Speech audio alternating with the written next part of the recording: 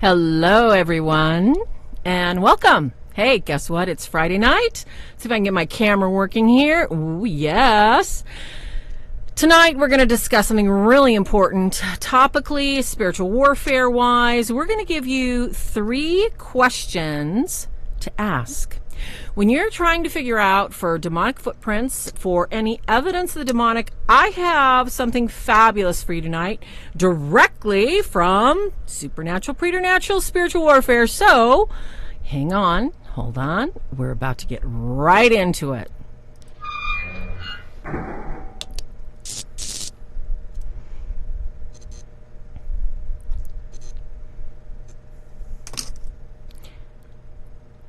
Let's see if I can get this in better. Is that working? Can everybody hear me okay? All right, so listen, just to start off, everyone, I want to thank you for joining us, and I've got this fabulous Latin prayer for you, everybody. So, okay, is everybody ready? And so that I don't distract everybody, our listeners and our viewers, so I don't distract everybody. Hi, Steve. Hi, Spa Diva. Kai. Hi, Ash. And I know Tony's joining us. So I don't distract everybody tonight. I'm only going to be saying hi in the beginning and at the end so that, we don't get anybody that's new in here all confused, all right? So we're going to go ahead. I'm going to start with this fabulous Latin prayer. And some of you are aware, wonderful, thank you so much. Some of you are aware that there's this beautiful prayer from Fatima. And this prayer is very old, very beautiful, and in Latin. And if you do not know it, usually if you have any idea how you pray the rosary, and at the end of it you say, "Oh my Jesus, forgive us our sins, save us from the fires of hell," that's this prayer. So kids, before we start on these 3 key components that I'm going to give you, we're going to say this prayer. In nomine Patri et Filio et Spiritus Sanctus, sic erere principio, nunc et semper et saecula saeculorum. Here's our prayer for tonight. Domine Iesu, dimiti nobis debiti nostra, salva nos ab igni inferiori, perduc in caelum omnis animas, praesertium eos, quae misericordiae tua maxime indigent. Amen. So kids, without further ado, I'd like to show you where the inspiration for tonight's 3 topical questions comes from. This has been my favorite go-to for my spiritual director and I to work on. Can everybody see that? The Spiritual Combat by Dom Lorenzo Scupole. He's so fabulous. Why do I recommend this book to everybody that I talk to? Because if you are in any level of spiritual combat, if you are in any level of discernment, if you are involved with people that may have issues, I recommend this book. Why do I recommend it? Because this book is it will take you deeper than you ever imagined you could go if you really want to serve. Now, let's just jump right into it. Top 3, kids. When you're looking for demonic footprints, and I'm going to explain them a little bit. Number 1, and I don't have my little bulletin board behind me yet, but I'm thinking of getting a little scribble board. Don't forget to like the video, little bell up there, subscribe, and share. Going to compact it real quick. So, number 1, when you're looking at a person, place, or thing, anytime you're looking for the demonic, the number 1, the underlying bit of everything is going to be malice. What is malice? Somebody tell me what malice is. Malice has a smell. Malice has a feel in the back of your neck. Malice has a hidden layer of beautiful icing and beautiful colors and beautiful things and cars and money. What is malice? Okay, let's just take a couple situations so that I can illustrate this for you guys really well. Let's take a situation of, we'll do person, place, or thing, because that's easiest for me, all right? Especially when we're talking about investigations and stuff like that. So, let's do person, place, or thing. Person. Malice. Malice, sometimes when you're looking for the demonic footprint in a person, let's say the person is oppressed, let's say the person is on their way to being possessed. Let's say that the person has practiced, occult, Ouija board, that sort of activity draws malice to them, okay? So the malice is not going to be so evident in how they treat other people as much as it is going to be the fruit. Okay, what do I mean by the fruit of a person? There's no genuine depth of warmth. There is no genuine love of other people. So malice is going to be completely, it's going to be that bottom layer that makes you feel sick in a person. It's going to leave you feeling disturbed. It's gonna make you think, I'm missing something here. I don't feel good about interacting with this person. You know, the person gives you a really bad gut feeling. You get those weird feelings in the back of your neck. And it's just malice, like I said, it sticks in the back of your throat. It's that bad. And that's in a person. Steve's commenting in chat that malice, when you walk into a place, you can feel it. Malice is the reeking of something so dark, so evil, so malevolent. You can't, every bone in your body wants to run. And I know we've all met those people or walked onto a place that we just absolutely felt, this is making me sick. I got to get out of here now. That's the undercurrent of the worst type of malice you can imagine. Okay, that's person, place. Now, thing. A lot of times that we may get a gift, we may be gifted something from our family that's very old. It could be a piece of jewelry, it could be a piece of furniture, or maybe you're like me, you like to go to estate sales, flea markets, that sort of thing. Hands up if we love cool stuff that is passed down for generations. Malice in a thing, it's like a cloud of dust.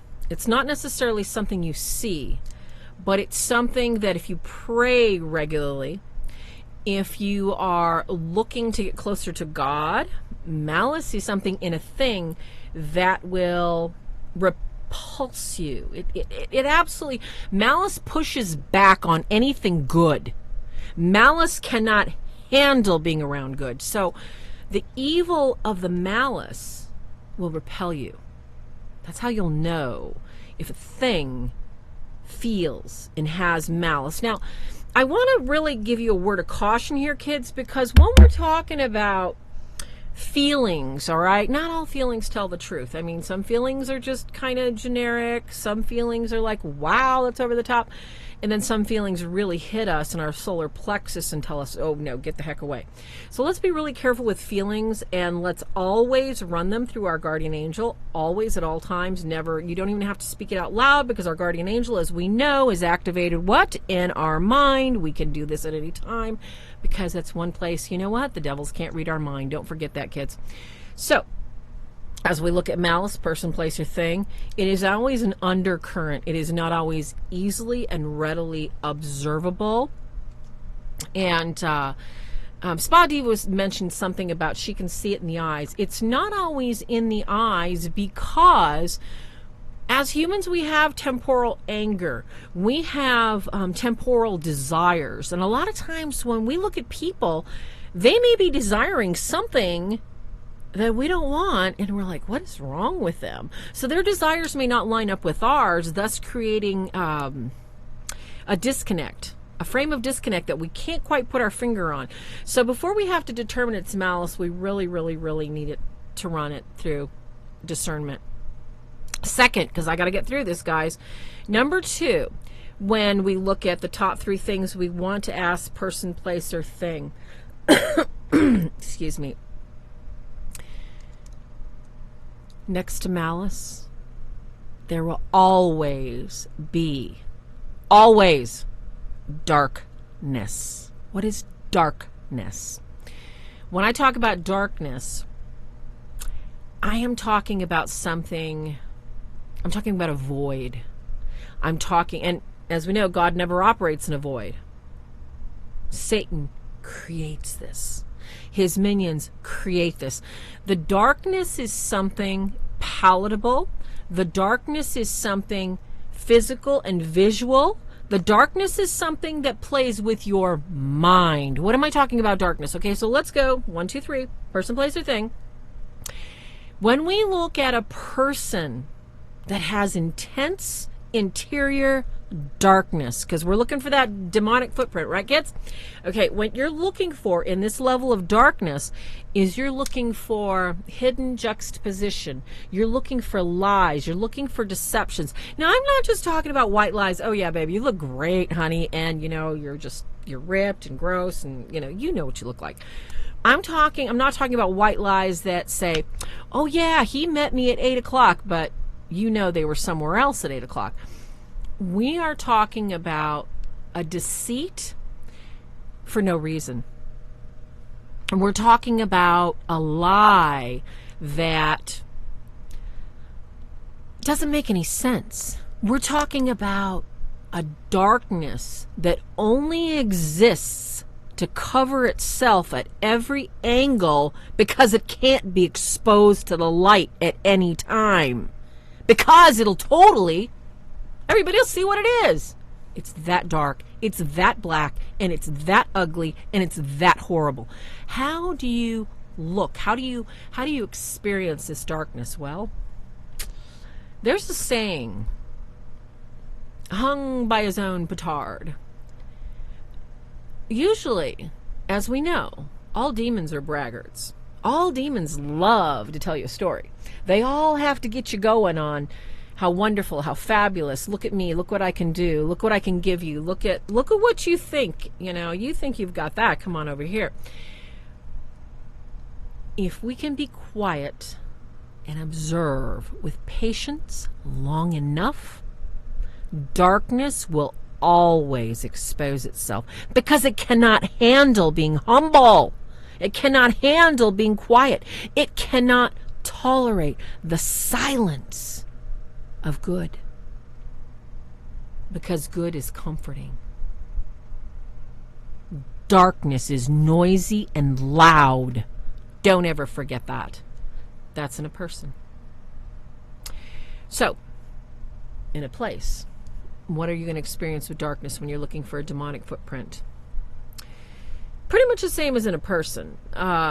Just depending on the level of infestation, on the hierarchy, we're looking at the ability that the demonic has been given to have dominion over this piece of property or over this house or whatever have you. Because when we're looking at darkness on a place, as we were experiencing earlier with a person, you're going to have that same pushback. You're going to have that same, I don't want to be around it. Everybody knows, when you go to your kitchen, you open up your freezer and you're like, whoa, blast of cold air. This is something that you don't necessarily have with your senses as far as cold. This is something that chills your soul. It's almost like if you exhaled all your breath right now. That's what darkness is. It feels empty. It feels like you walked into like a depressurization. If anybody is a diver out there, you know what it looks like or what it feels like when you're between, tanks and it just feels like you've got so much pressure on you. That's darkness. That's darkness. It is a pressure and a depth so feral, so foul, so vile, your soul can't help but want to get as far away from it as possible, okay? It's pretty bad. That's a place. Now a thing, as we know, according to the saints, according to Jordan Almond, according to Father Ripperger, according to a lot of exorcist people that I've studied, worked with, investigated, we know that for whatever reason, the demonics are attracted to certain toys, games, cars, trees, animals, plants. They have likes and dislikes. Every single one of them is different. So when it comes to an object that is, and we can't say filled with this darkness per se, because an inanimate object, whether it's a book or it's a cup, there is no possibility of a demonic filling up something. This thing is immortal and immaterial. This thing is material in a temporal time space. So the darkness, actually, it's kind of like when you dip a corn dog in batter. The darkness surrounds it, just totally surrounds it. The darkness attaches itself to the item, not permanently, for as long as it wants, because for whatever reason, it has been given the observation, immortal knowledge, that people are going to want this item, that it's going to be easy pickings. So this is nothing more than a stepping stone to sharing darkness with those who have no compunction about whether they're sinning or not. So darkness on an object, in similarity to walking into a place that has darkness attached to it, is going to be an interior, soulful repulsion. It's going to feel awful. It is going to, and this is if you have a relationship with God. This is if you're trying to do your best for God, okay? Because if you are kind of on the fence, if you're kind of in the middle, if you kind of don't really know, you might not experience it as strongly as if you have been vigilant in your daily prayers. I apologize for the corn dog, but it is what it is. You know, you got to figure out some analogy here, kids. So, that was number 2. Number 3, I think, is just the absolute worst. Like I said, okay, we've already gone over what? We went over what? 2 of them. Darkness and malice. These are immutable qualities. These are things that are not going to change with the demonic. They are committed to it. Thank you, Joseph.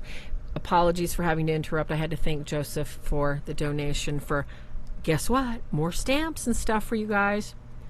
Number 3, we've had malice, darkness, and now the final one. The worst one.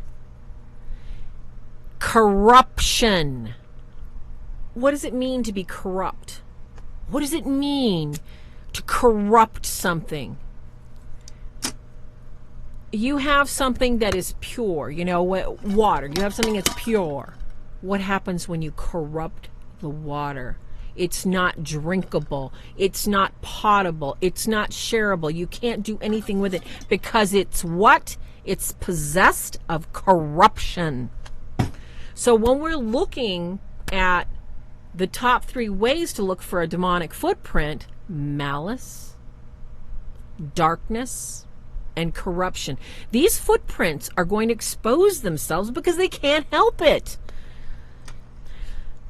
Person, place, or thing. When we look at corruption in a person, the analogy of the water that is putrid, terrible, you cannot possibly use it for anything anymore. When you're looking at the corruption of a person, we're not talking about the corruption of, you know, as we've been talking about all these mental illness difficulties, you know, as we're going through that in that series that I talked about. What we're talking about in corruption is we're talking about a nature. We're talking about the embracing of a nature that allows no light in, allows no good, that uses any opportunity at a pretense of good to corrupt another, to corrupt language, to corrupt action, to corrupt a situation, to corrupt another person. Now I say two, prepositions here. To corrupt. The goal of all demonics, to divide, destroy, disassemble, totally destroy. The devil roams about seeking to crush and roam, and he roams about crushing and roaming and just destroying people. Corruption is the worst one, because if the devil can entice a person to sin enough against their own nature, they are stupid in their sin, unaware that they're sinning. So what happens? Their nature lines up in a level of corruption with the demonics that invited the human to sin. So what does that mean? You've got a corrupt human corrupting other humans and thinking that it's perfectly normal. This is the insidiousness. This is the insidiousness of corruption. And it is difficult to watch. It's difficult to see people have to go through this. It's difficult to not be able to affect change for people that are experiencing this. Okay, that was a person, 1, 2, 3. Person, place, or thing. So when we go into the place, when we go into a place that is corrupt, as we talk the nature of a place, there's a reason why there are principalities of the air, the fire, the water, states, cities, mountains, regions. The dominion they have and the level of corruption they have, if not blessed, if not bound away, can infect generations of families, can affect livestock, can affect crops. There is no end to the level of dis-ease and discomfort that corruption in a place can cause. And when we're talking about homes, we're talking about it could be a pole barn, it could be a house, it could be an apartment, it could be, and we're not talking about the causation here, we're talking about the top 3 demonic things that I want you to look at: the malice, the darkness, and the corruption. And we're talking about a place. We're talking about, you can look, if you are an investigator, or if you're just say that you're somebody that you're considering buying a house. That's what people are talking about in the chat room, right, you guys? When you're thinking about buying a house or an apartment, always, please, get it blessed the proper way, sanctify the place. When you look at the number of people that have lived there, the state, was it a farm? Was it a home? What was there? What has happened there? Look at the topo map. Is there earthquakes? Is there underground water? Does it have a history? Were there skirmishes? Yes, exactly. Somebody in the chat room mentioned it's kind of like mildew. It just grows insidiously and you don't even really know it, but it's so corrupt. And corruption, the footprint of corruption in a place, is something that you cannot ignore, and you ought not to ignore. And it will be very, very obvious, especially if you have eyes and you're going to be doing some research and you're going to look for it specifically. I think that corruption in a place, as you identify the markers on the people that have lived there, on the attempts of businesses that have been tried there, on the history of the place. I mean, you can look at countries, you can look at cities, and pick out the little pockets of areas where corruption was just malice and darkness. All three. It's,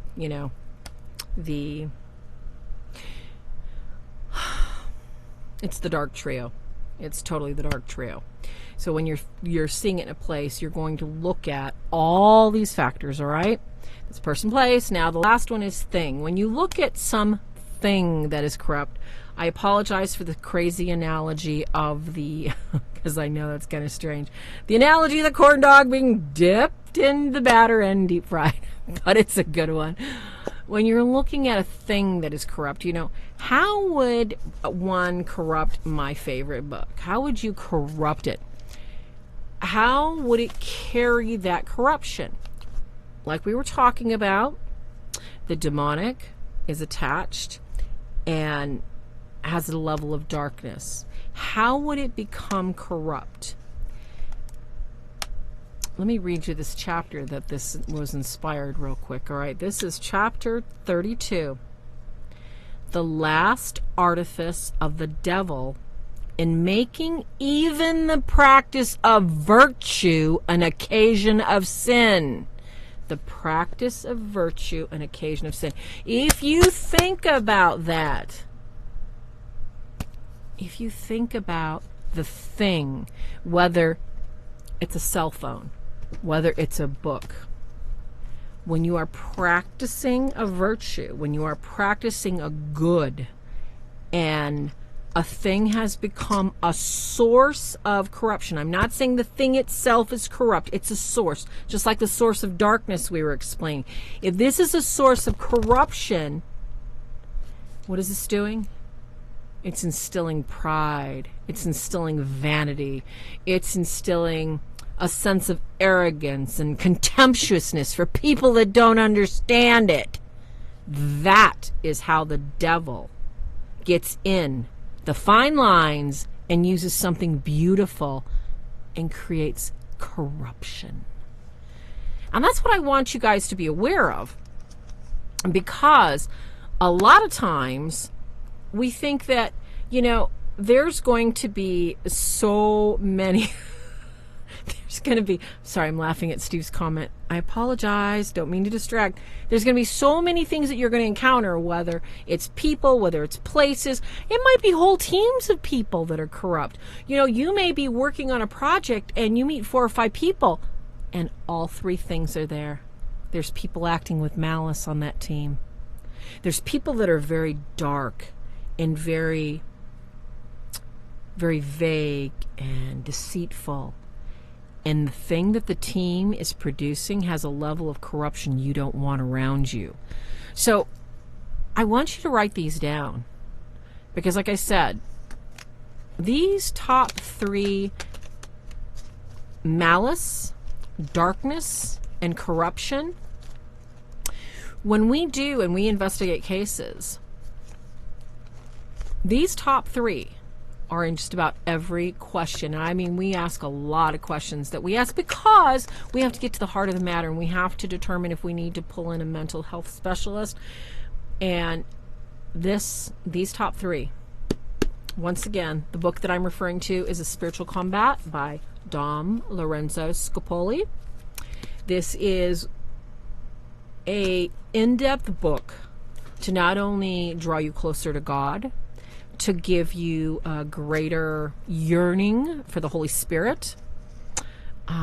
Because if we don't have peace inside of us, brothers and sisters, let me tell you, we're not going to recognize malice.